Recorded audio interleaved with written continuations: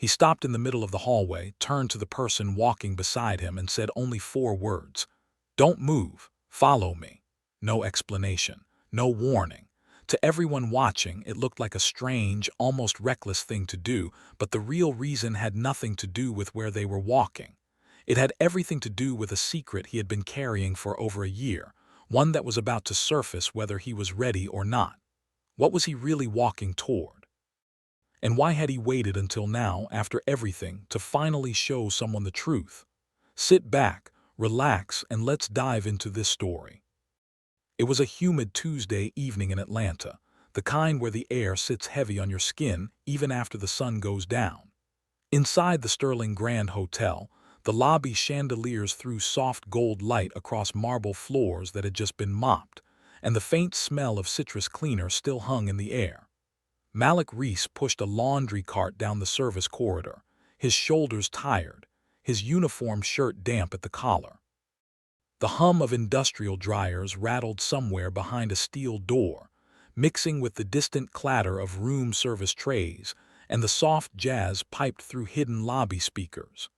He moved with quiet efficiency, the kind that came from doing this work long enough to stop noticing how heavy the carts were. Aaliyah Brooks watched him from the front desk, the way she always did near the end of her shift, not staring, just noticing. She had asked him questions before. Where are you really from? Why do you never talk about your family? Why does a man with your vocabulary and your way of carrying himself spend his nights folding towels? Every time Malik smiled, gave a vague answer, and changed the subject. At first, Aaliyah hadn't thought much of it. People had reasons for privacy. But over the months, the vague answers had piled up, one on top of another, until suspicion quietly took root. Tonight, something in his eyes told her the silence was finally about to break. Malik glanced at her across the corridor, then looked away quickly, the way he always did right before something honest tried to escape him. In the outside world, the real world few people here knew about, he had finished 2 degrees by the age of 24 and had once negotiated a hotel acquisition worth more money than most people would see in 10 lifetimes. He was capable. He was sharp. None of that mattered right now, because this had nothing to do with intelligence or strength. This was about to be a matter of the heart, and that was a different kind of test entirely. He thought of Vanessa first, the woman he had almost married, who disappeared the week his father quietly froze his allowance to see if her love would survive without it. It didn't. Before her, there had been a college girlfriend who laughed in his face when she found out the truth and called the whole relationship a waste of her time. And before that, a friend who simply stopped answering his calls. Each time, the pattern was the same: admiration when they believed he was rich, and distance the moment they thought he wasn't. He had stood in this exact kind of silence before, in front of a closed door about to open, and he already knew, with a tired, practiced certainty, exactly how this usually ended. He stopped walking. Aaliyah stopped beside him. They were standing in front of a narrow door at the end of the residential side of the building, the one reserved for long-term staff housing. The paint on the frame was chipped down to bare wood near the handle. A small, crooked number plate read 14B, one screw missing, the metal digit hanging slightly sideways. The hallway carpet here was thinner than the one in the lobby, frayed at the edges, smelling faintly of old detergent and something like rain that had dried into the walls years ago. Malik reached into his pocket, pulled out a single brass key, and turned it in the lock with a small click that echoed louder than it should have. With a forced, gentle smile, he pushed the door open and said quietly, "Come in. This is where I live." Aaliyah didn't step forward right away. She stood at the threshold and let her eyes move slowly across the room. A narrow bed pushed against the wall, a single window with a cracked blind, one folding chair, and a small shelf holding nothing but a coffee mug and 3 folded shirts. The walls were bare except for one faded photograph. For a moment, Aaliyah said nothing. Malik watched her face carefully, and he saw 3 things move across it in quick succession: surprise first, then something softer, and finally a stillness that felt like understanding. "Is this really all you have?" she asked, her voice quiet, direct. "Yes," he said, no excuses, no decoration on the truth. She looked at him differently now, measuring the man she thought she knew against the small, sparse room in front of her. "Is this why you never told me?" she asked. He exhaled slowly. "I didn't know how to say it without watching your face change," he admitted, "so I just didn't say it at all." She imagined him coming home to this every single night alone, and something tightened in her chest, heavy and unfamiliar. "You should have told me," she said. He looked down at the floor. "Did you think I would judge you for this?" she asked gently. "I was scared," he said. "Scared of what?" A pause stretched between them before he answered. "Scared of losing you." Aaliyah's expression softened, but she didn't let him off easily. "I'm not going anywhere because of a room, Malik, but I won't let you hide things from me either." He looked at her, quietly stunned. She was not reacting the way the others had. A few minutes later, Malik remembered he still had laundry waiting in the dryer downstairs, a simple, ordinary task he had forgotten in the middle of everything. "Wait here," he said. "I'll be right back." Aaliyah nodded and sat down on the edge of the bed. Malik walked down, pulled the warm sheets from the machine, folded them without thinking, his mind still spinning from the last 10 minutes, and walked back up the stairs. When he reached the door and pushed it open, he stopped cold. The chair was empty, the room was silent, Aaliyah was gone. Malik stood there holding the folded laundry, unable to breathe for a moment. His eyes scanned the small room twice, as if she might be hiding in a space that had nowhere to hide. Then it hit him heavily, the old fear rising up fast and familiar. "So this is how it happens again," he whispered to no one. Then he heard her voice just outside the cracked window. "Malik, come look at this." He turned quickly toward the sound. Aaliyah was standing on the small fire escape just past the window, looking out at the city lights with an easy, curious smile. She hadn't left. She had simply stepped outside for a better view. She noticed something strange on his face when he came closer. "What's wrong?" she asked. "I thought you left," he admitted quietly. She blinked, surprised. "You really thought I would leave over this?" He looked down and said nothing. She stepped closer to him. "Do you think I'm that kind of person?" "I don't know," he said honestly. "I've seen a lot in my life."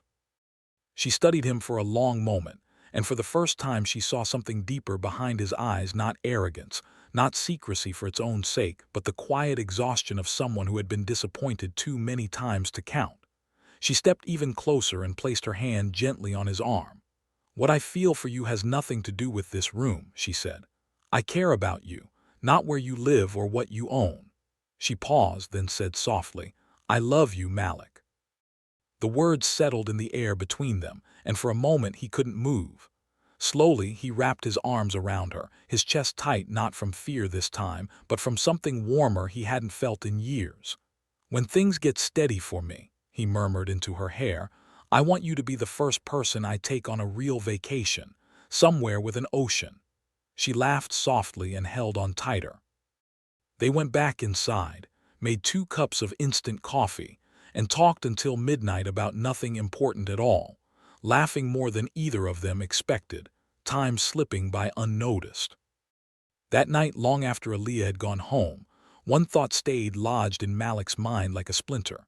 What will happen when she finally discovers who I really am? The truth was this: Malik Reese was not his real name, and the laundry room was not his real life. He was Malik Carter, the only son of Richard Carter, chairman of Carter Hospitality Group, the very company that owned the Sterling Grand Hotel where he scrubbed floors and folded towels every night. His family's fortune ran into the billions, spread across hotel chains on 4 continents, and his face had once appeared on the cover of a business magazine holding a model of a property his father had let him help design. Yet here he was, living in a staff room the size of a closet, pretending to be an ordinary clerk with nothing to his name. It had been his father's idea, born from watching too many people, including his own late wife's relatives, circle around the family money instead of the family. After Vanessa, after the friend who vanished, after pattern upon painful pattern, Richard had quietly proposed the test, and Malik, exhausted and skeptical, had agreed. Everything changed the moment he met Aaliyah. He lay back on his thin mattress and closed his eyes, replaying her words. For the first time in a long while, someone had chosen him without knowing a single thing about his bank account, his last name, or his future. But that truth created a new and heavier problem. Aaliyah believed completely in the life she had just seen, the small room, the modest job, the quiet struggle. He sat up slowly in the dark. How do I tell her now? He murmured to the empty room. If he told her, she might feel betrayed by the deception itself. If he kept hiding it, the lie would only grow heavier with every passing week. He took a deep breath. I can't keep pretending forever, he said softly, to no one but himself. The next morning he called his grandmother, the only person who had never once asked him to be anything other than exactly who he was. Nana Alina answered on the second ring, her voice warm even through the phone. Well, look who remembered he has a grandmother, she teased. Nana, Malik said, I think I'm in trouble, she laughed gently. What kind of trouble, baby? I met someone, her name is Aaliyah, I think she loves me, but she doesn't know who I really am. The line went quiet for a moment. Then Alina said, so the test is starting to feel real now, isn't it? Yes, Malik admitted. Listen to me, Alina said, her voice steady and slow, the way it had been every time she taught him something that mattered. Fear after love is natural, baby. Anybody who's been hurt before carries that fear into the next good thing. But hear me clearly. The truth might sting for a season, but a hidden lie will rot a love from the inside without you even noticing it happening.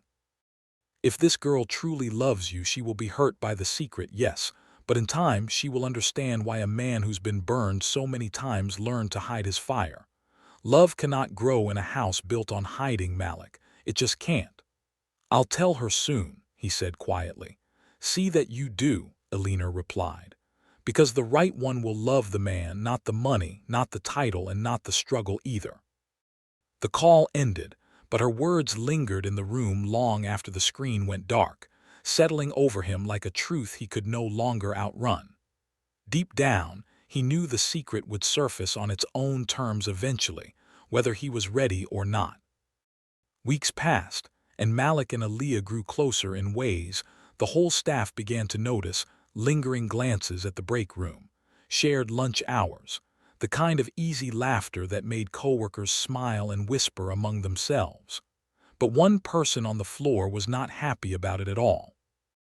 Derek Voss, the night shift floor supervisor, had run that wing of the hotel with an iron grip for 6 years, and people feared crossing him because he controlled the schedules, the assignments, and some said the promotions.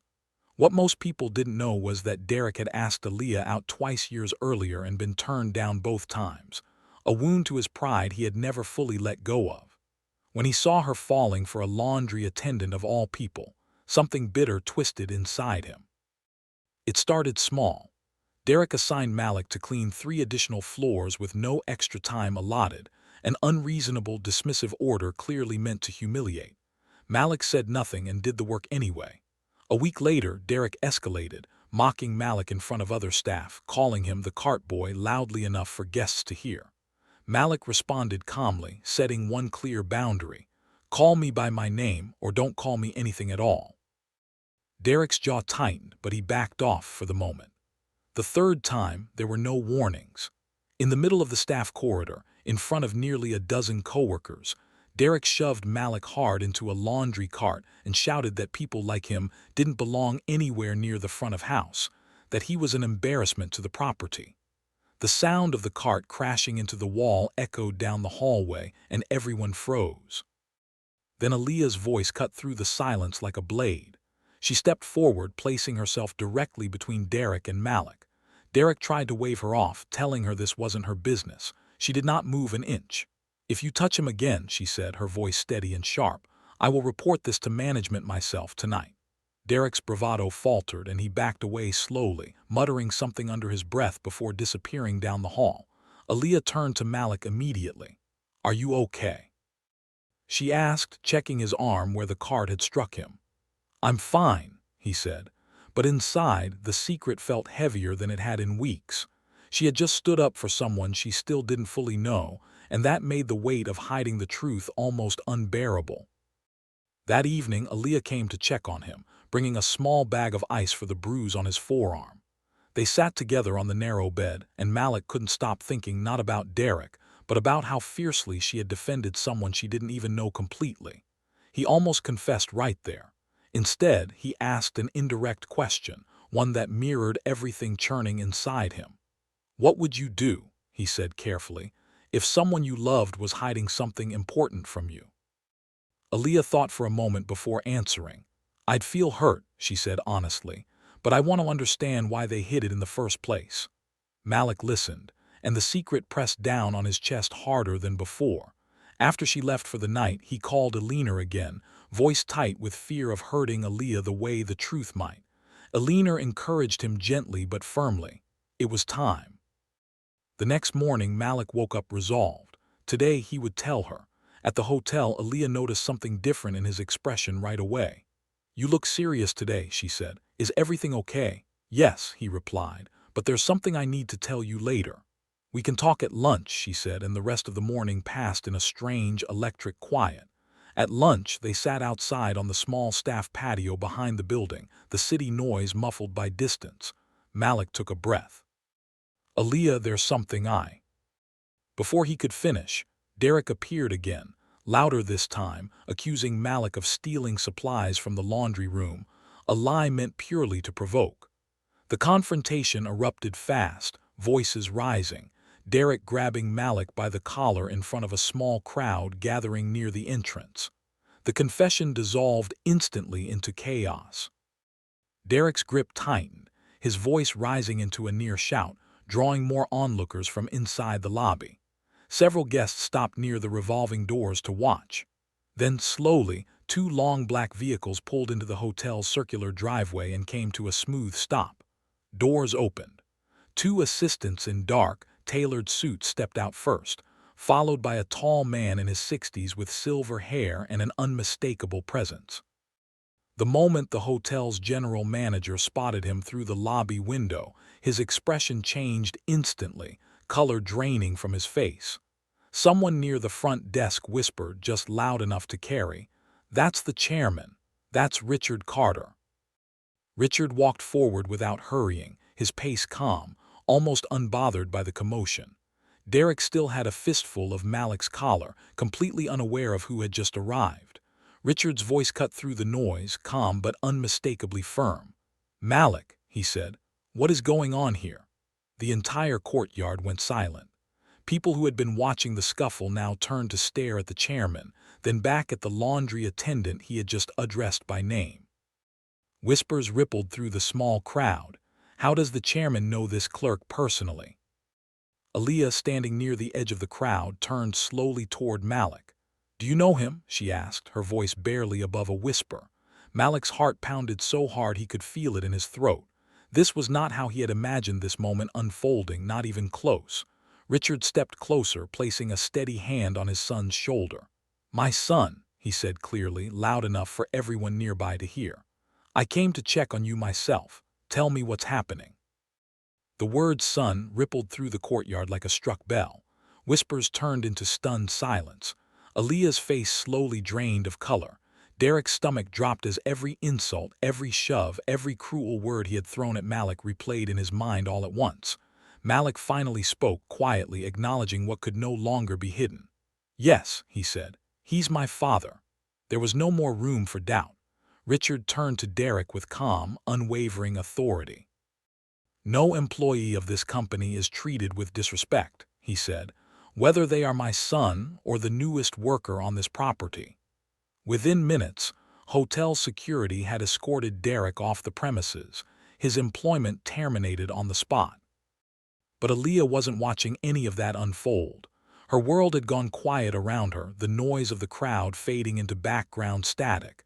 She looked at Malik, the simple, struggling man she thought she had known so completely, and something inside her cracked open. "You," she said, her voice trembling. "You're Richard Carter's son." Malik couldn't look away from her. "Yes," he said quietly. She didn't know what to feel first, confusion, then shock, and beneath both of those, something heavier settling in, betrayal. "All this time," she said slowly, her voice shaking now, "you let me believe you had nothing, that you were struggling just to make rent every month." Malik tried to speak. Aaliyah, I was going to tell you, she raised her hand gently, cutting him off, her eyes filling with tears. Please, she said, just stop. She took a breath, steadying herself enough to say the words clearly. You made me believe in a life that wasn't real.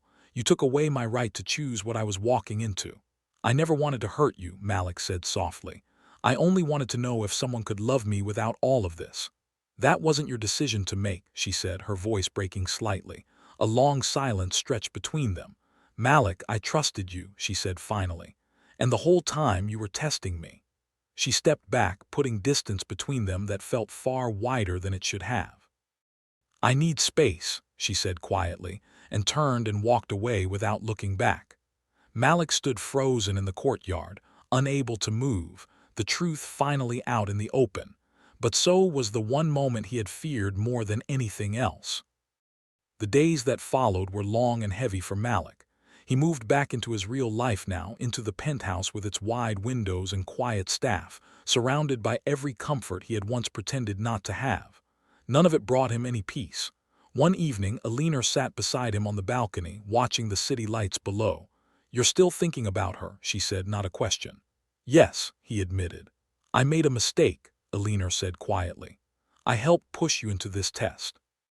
I thought I was protecting you from people who only wanted your money. No, Malik said. The test didn't fail, Nana. She loved me when she believed I had nothing at all. That means it was real.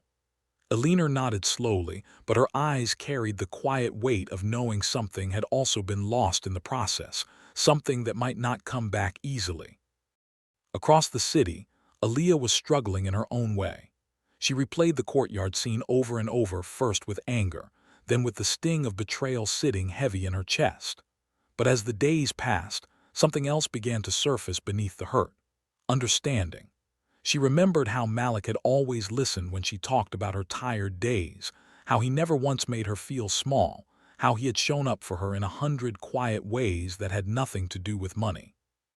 None of those moments had felt false, not even one of them. A few weeks later, Alina, without telling either of them directly, arranged a small charity gala hosted by the Carter Hospitality Foundation, inviting former Sterling Grand staff as a gesture of goodwill following the incident with Derek. It felt organic, ordinary even, the kind of event neither of them could easily avoid attending. Aaliyah walked into the foundation hall that evening, and Malik was already there, standing near a window, looking out at nothing in particular. Neither of them spoke right away. Weeks of unspoken emotion sat heavy in the space between them. Alina, standing nearby, quietly excused herself and slipped out of the room, leaving the two of them alone. Malik stepped forward first. I'm sorry, he said softly. Aaliyah looked at him, and the anger in her eyes had faded, though the pain still lingered underneath. You should have trusted me, she said. I know, he replied. I thought I was protecting myself, but I only ended up hurting you instead. She took a slow breath. I was angry at first, she admitted, but then I kept thinking about everything we shared. You never once tried to impress me, Malik. You treated me like someone you actually cared about. Because I do care about you, he said quietly, more than I've ever cared about anyone. A long pause settled between them before she finally spoke again. I forgive you, she said. Malik's shoulders dropped as though something heavy had finally lifted off his chest after weeks of carrying it. But don't you ever test my heart like that again, she added, a small, reluctant smile breaking through. He smiled back for the first time in days. I promise, he said. A few months later, their lives had changed in countless small ways, but the love between them had only grown steadier and stronger with time. One evening, Malik took Aaliyah to a quiet rooftop garden overlooking the city, strings of warm lights draped between the trees, the air cool and calm, the noise of the streets far below barely reaching them. After sharing a simple dinner and quiet conversation, Malik stood, then slowly lowered himself onto one knee. Aaliyah looked at him, startled, her hand rising to her mouth. You loved me, he began, his voice steady despite the nerves underneath it, when you believed I had nothing at all. That is something I will never, ever forget for the rest of my life. He paused, letting the words settle before continuing. Other people in my life were drawn to my family's name, to the wealth, to the title that came with it, but you saw none of that, not once, not even for a second. His voice softened further. You saw a man who was struggling, who folded laundry for a living, who lived in a room the size of a closet, and you stayed anyway. You cared anyway. You stood between me and a man twice your size without even hesitating. He reached for her hand. You made me feel something I had almost forgotten how to feel: belonging. For the first time in years, I felt like I belonged somewhere with someone, exactly as I was. He looked up at her, his eyes steady. I cannot imagine walking through the rest of this life without you beside me. Aaliyah Brooks, will you marry me? Tears slipped down her cheeks as she nodded, barely able to get the words out. Yes, she said. Yes, Malik, of course. He slid the ring onto her finger and she pulled him into a tight embrace, both of them laughing through tears as a few guests nearby clapped softly, smiling at the moment unfolding before them. Months later, the wedding hall was filled with white flowers and soft golden light, the music drifting gently through the room as friends and family gathered to witness the vows exchanged between them. Alina sat near the front, watching quietly with a smile of deep, satisfied peace, knowing the long road her grandson had walked had finally led him somewhere real. Malik had spent so long searching for something he couldn't quite name, not wealth, not power, but something far simpler and far more valuable. He had finally found it, and this time it was real, lasting, and entirely his own. My wonderful viewers, sometimes the truest love is the one that survives the moment it has nothing left to offer but honesty. Here's something worth debating in the comments. Was Malik right to test Aaliyah's love by hiding the truth, even with good intentions, or did he have no right to make that choice for her at all? Share your thoughts in the comments section. I would really love to read from you. A more interesting story will be coming in a few days, so make sure you subscribe and turn on the notification bell so you don't miss it. If you enjoyed this story, please like the video and share it with your friends. Thank you so much for watching.